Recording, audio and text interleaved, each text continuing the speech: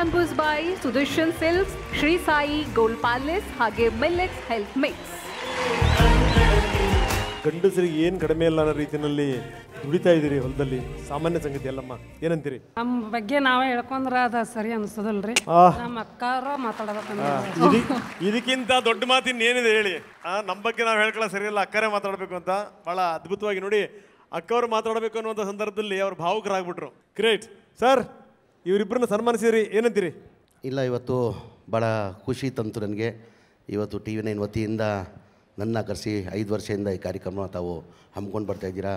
ತಾವು ನಾನು ಬಂದು ವಿಶೇಷವಾಗಿ ಅವಾರ್ಡ್ ಕಾರ್ಯಕ್ರಮದಲ್ಲಿ ಬಂದು ಅವಾರ್ಡ್ ಕೊಡಬೇಕಂತ ಹೇಳ್ಬಿಟ್ಟು ನನ್ನ ಕರೆಸಿದ್ರು.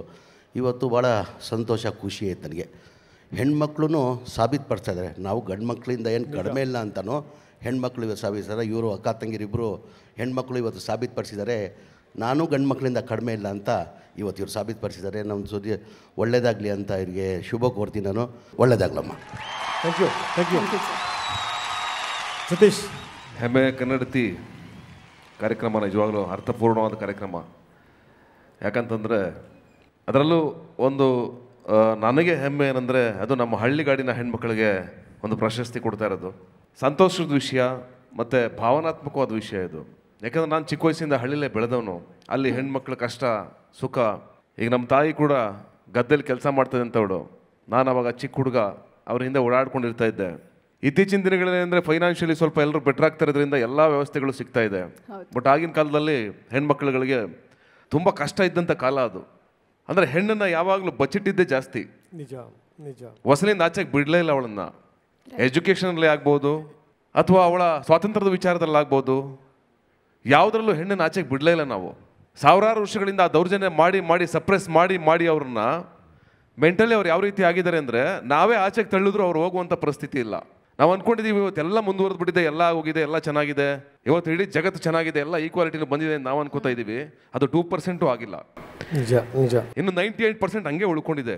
ಆದರೆ ಎಲ್ಲದಕ್ಕೂ ಬೇಕಾಗಿರೋದು ಸಾವಿರಾರು ವರ್ಷಗಳಿಂದ ನಮ್ಮ ಹಿಂದೆ ನಿಂತ್ಕೋಬೇಕಾಗಿರೋದು ಹೆಣ್ಣೆ.